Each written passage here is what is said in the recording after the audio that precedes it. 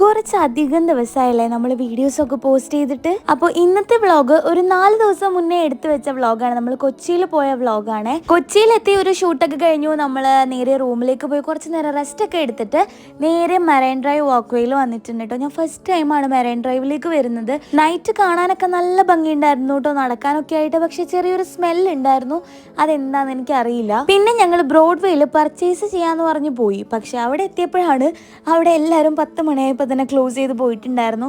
പിന്നെ അടച്ചിട്ട് കുറച്ച് ഷോറൂമൊക്കെ കണ്ടതിന് ശേഷം നമ്മൾ നേരെ ഫുഡ് കഴിക്കാനായിട്ടാണ് പോയിട്ടുണ്ടായിരുന്നത്.